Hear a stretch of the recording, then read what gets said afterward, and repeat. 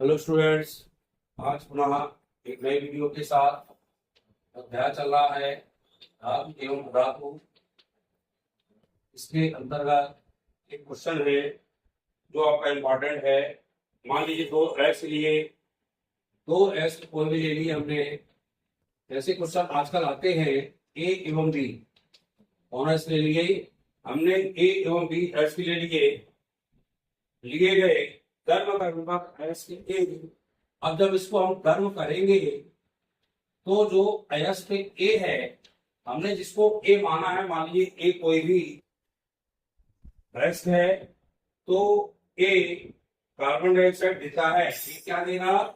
जब ए में क्रिया होगी तो ये देगा कार्बन डाइऑक्साइड। क्या देगा? कार्बन डाइऑक्साइड देता है। जबकि अयस्क बी सल्फर डाइऑक्साइड देता है।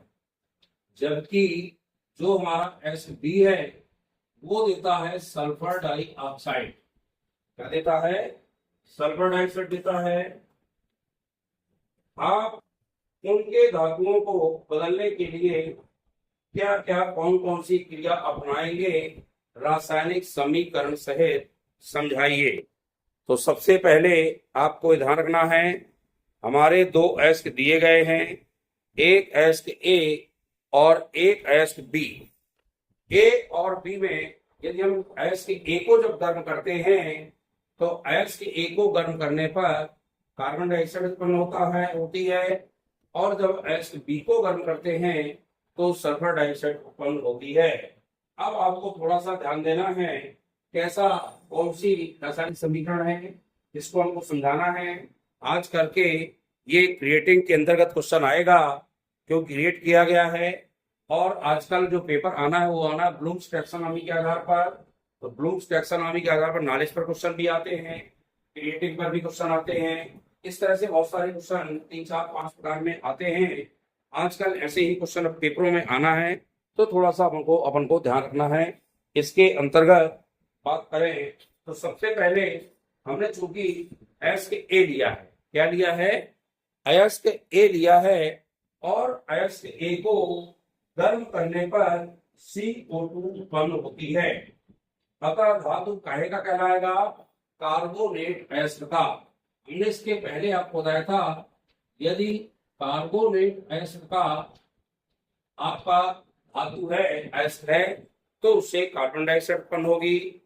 यदि हमारा सल्फाइड अयस्क है तो सल्फर डाइऑक्साइड उत्पन्न होगी। ये हमें पहले पता होना चाहिए। तो दो अयस्क थे ए और बी, हम ए को जब गर्म करते हैं तो कार्बन डाइऑक्साइड उत्पन्न होती है, यानी यहाँ कार्बोनेट अयस्क रहा होगा। यानी कार्बोनेट अयस्क को ही जब गर्म करेंगे, ए को मान लो हमने ए बराबर एम कोई भी धातु मान लो, मान ली एम कोई भी धातु है मेटल, ए को भी एम मान लिया। और फिर हम चलेंगे बी की ओर।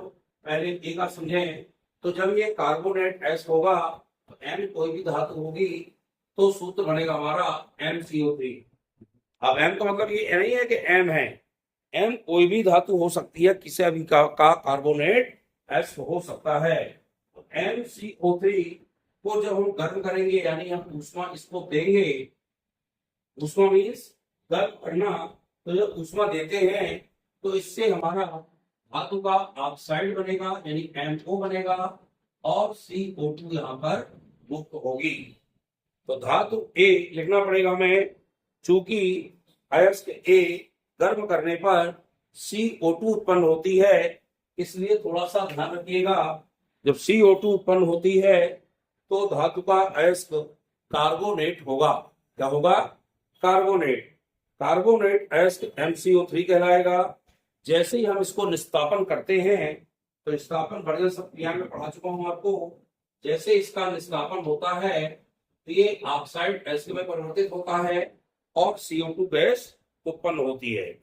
अब जो धातु ऑक्साइड है इसका हम अपचयन करेंगे कोक के साथ। धातु ऑक्साइड हमारा बना है, क्या बना है? MO।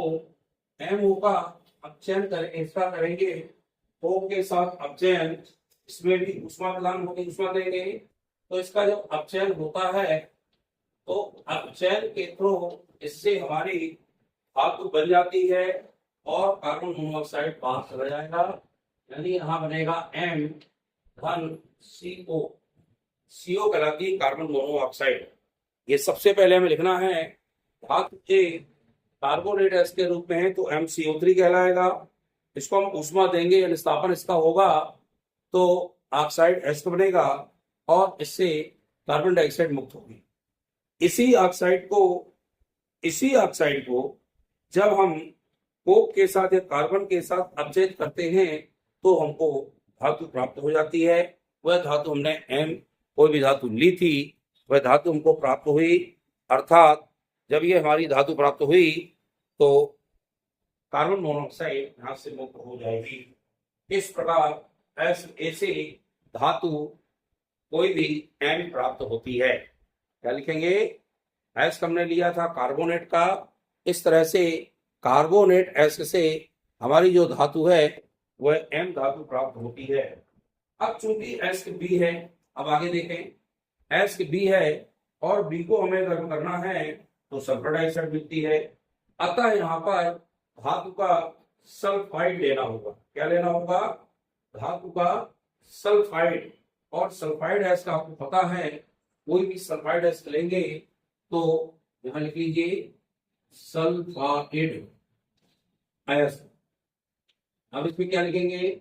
माना कि कोई बी को गर्म करते हैं तो बी को हमने फिर से M मान लिया और सल्फाइड एस क्या है यहाँ पे S, तो बनेगा MS। MS में जब ऑक्सीजन प्रवाहित की जाती है यानी इसको वायु के साथ जब गर्म करते हैं तो गर्म करने पर फिर से हमको यहाँ पे MO बनेगा यानी धातु का ऑक्साइड बनेगा और सल्फर डाइऑक्साइड यहाँ मुक्त हो जाएगी। लेकिन ओके यहाँ पर 3 होने की वजह से हम इसको बैलेंस करेंगे। सल्फर डाइऑक्साइड में 2 लगाएंगे तो 2 दूनी 4, एक अभी 5 हो गए। अभी तो बैलेंस हुआ ना, यहाँ भी 2 लगा देंगे, 2 ये हो गए, 4 ये हो गए, 6 हो गए ना। यहाँ लगाइए 3 दूनी 6। अब एस के भी 2 हैं और M कोई धातु के भी 2 हैं तो यहाँ पर भी हमें 2 लगाना पड़ेगा, यानी बाद में ही बैलेंस करते हैं। अब हम लिखेंगे कोई भी बी, जो हमारी बी कोई भी एस है तो बी एस को हमने MS मान लिया यानी धातु का सल्फाइड मान लिया। धातु सल्फाइड को जैसे ऑक्सीजन इसमें प्रवाहित करते हैं तो धातु ऑक्साइड क्या बनेगा? MO बनेगा और सल्फर डाइऑक्साइड प्राप्त हो जाएगा। अब उसी MO को पुनः वही कोक के साथ या कार्बन के साथ हम अपचयित करते हैं ऊष्मा देकर। हमने इसको ऊष्मा दी और अपचयन किया। जैसे अपचयन होगा तो फिर से M धातु बनेगी। M क्या बनेगी? धातु बनेगी और यहाँ पर CO2 मुक्त होगा। क्या मुक्त होगा? CO2। अब यहाँ पर CO2 का CO सीधे M बना और हमारा कार्बन मोनोऑक्साइड मुक्त हो गई, यानी ये भी सल्फाइड एस के रूप में है।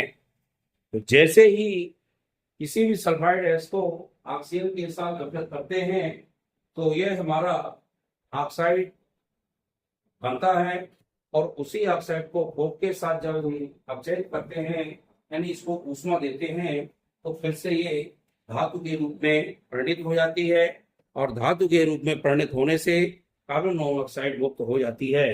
तो कोई भी अयस्क हो, जब अयस्कों को हम किसी भी रूप में, चाहे वो हमारा कार्बोनेट अयस्क हो और चाहे सल्फाइड अयस्क हो, इन दोनों ऑक्साइडों को हम किसी भी रूप में जब अपघटित करते हैं तो क्या प्राप्त होता है? ये रिलेटेड क्वेश्चन इस तरह के आते हैं।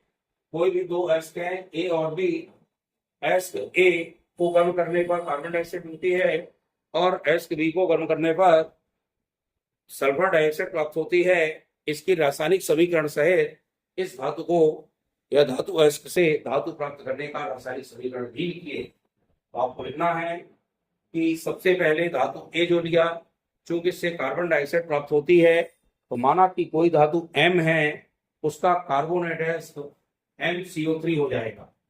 कार्बोनेट अयस्क क्या बन जाएगा? MCO3। और जब MCO3 कोई भी धातु कार्बोनेट है, इसको हमने ऊष्मा देकर निस्तापित किया तो सबसे पहले ऑक्साइड अयस्क बना और ऑक्साइड अयस्क के साथ जहां O बन गया, इसमें O एक कम हो गया तो CO2 यहाँ पर मुक्त हो जाएगी। और उसी बने हुए धातु ऑक्साइड को जब हम धातु ऑक्साइड को जब हम कोक के साथ या कार्बन के साथ अपचयित करते हैं ऊष्माधिकार, तो इससे धातु प्राप्त होती है और कार्बन मोनोऑक्साइड इससे मुक्त हो जाती है। अब हमने धातु जो कोई भी दी है एस हमारा बी, और एस बी को गर्म करने पर चूंकि सल्फर डाइऑक्साइड प्राप्त होती है। निश्चित रूप से सल्फर डाइऑक्साइड प्राप्त होने का मतलब है कि कोई भी अवशेष जो रहा वो सल्फाइड एस रहा होगा। सल्फाइड एस होने के कारण जब इसको ऑक्सीजन के साथ गर्म करते हैं तो इससे हमारा एमओ धातु ऑक्साइड बनता है और सल्फर डाइऑक्साइड मुक्त हो जाती है। उसी धातु ऑक्साइड को कार्बन या कोक के साथ जब अपचयित करते हैं या प्रोवाइड करते हैं तो धातु प्राप्त हो जाती है। इस प्रकार से कार्बन मोनोऑक्साइड मुक्त होती है और धातु प्राप्त हो जाती है।